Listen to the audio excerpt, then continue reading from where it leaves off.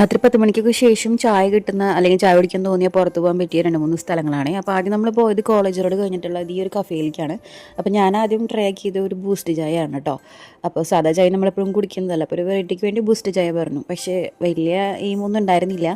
ആളെടുത്ത ചായകൾ ആദ്യം ഒരു 10 പേരോളം നമ്മളുണ്ടായിരുന്നു. അപ്പോൾ അതൊന്നും വലിയ എയിമായിട്ട് തന്നില്ല. ബട്ട് ലാസ്റ്റ് ആളൊരു ചായ എടുത്തത് നല്ല അടിപൊളിയായിരുന്നു കേട്ടോ.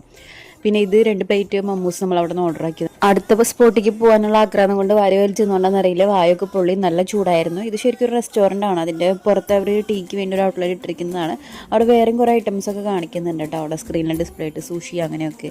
ഇതാണ് സെക്കൻഡ് സ്പോട്ട്. ഞങ്ങളുടെ ഭാഗ്യം കൊണ്ട് ഇവിടെ ഞങ്ങൾ പോകുമ്പോഴേക്കും അത് ക്ലോസ് ആവാറായി. ഇത് വന്നിട്ട് ഇരിഞ്ഞാലക്കുട ബൈപ്പാസ് റോഡിലുള്ള ബ്യൂട്ടിഫുൾ എന്ന് പറഞ്ഞ കടയാണ് കേട്ടോ. അപ്പോൾ ഞാനിവിടെ ആദ്യമായിട്ടാണ് വരുന്നത്, പക്ഷേ അവിടെ കയറാനുള്ള ഭാഗ്യം ഉണ്ടായില്ല, അത് ക്ലോസ് ചെയ്തു. നെക്സ്റ്റ് സ്പോട്ട് വന്നിട്ട് നമുക്ക് എപ്പോൾ പോയാലും പ്രതീക്ഷിക്കാവുന്ന ഒരു സ്ഥലം തന്നെയാണ് നമ്മുടെ മോക്ക കഫേ.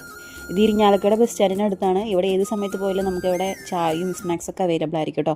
അപ്പോൾ അവിടുന്ന് 2 വെറൈറ്റി സ്നാക്സാണ് നമ്മൾ ട്രൈ ആക്കിയത്. ഒന്ന് വന്നിട്ട് ഒരു ചിക്കൻ കബാബും പിന്നെ എന്തോ ഒരു തരത്തിലുള്ള റോളായിരുന്നു കേട്ടോ. അപ്പോൾ കബാബ് എനിക്ക് അത്ര വലിയ എയിമായിട്ടൊന്നും തോന്നിയില്ല. അതിൽ ബ്രെഡ് ക്രംസിൻ്റെ ഒരു തിക്നെസ് ഒക്കെ കൂടുതലായിരുന്നു. പിന്നെ ഇത് വന്നിട്ട് അവിടുത്തെ സ്പെഷ്യൽ ചായ എന്ന് പറഞ്ഞ് വാങ്ങിയതാണ്. ഞാൻ ഇതുവരെ ഇത് കുടിച്ചിട്ടില്ല കേട്ടോ. കുടിച്ച് നോക്കിയപ്പോൾ എനിക്ക് ഇഷ്ടപ്പെട്ടു.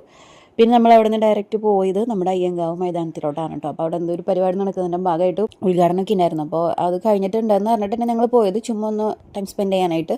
അപ്പോൾ ഇതാ കുറേ ഒഴിഞ്ഞ കസാരകളും ഞങ്ങൾ മാത്രം. പിന്നെ അവിടെ നമ്മൾ കുറച്ച് നേരം ടൈം സ്പെൻഡ് ചെയ്ത് റിട്ടേൺ അടിച്ചു. ഈ പാവങ്ങൾ ഞാൻ ഫോട്ടോ എടുക്കാമെന്ന് പറഞ്ഞിട്ടാണ് ആ പോസ്റ്റ് തന്നത്. പക്ഷേ ഞാൻ വീഡിയോ എടുക്കണമെന്ന് അവർ അറിഞ്ഞിട്ടുണ്ടായിരുന്നില്ല. ലാസ്റ്റ് ഞാൻ അവർ കളിയാക്കാനുണ്ടോ, വീഡിയോ എടുത്ത് ഞാൻ പോസ്റ്റ് ആക്കുന്നു പറയുന്ന രംഗമാണ്.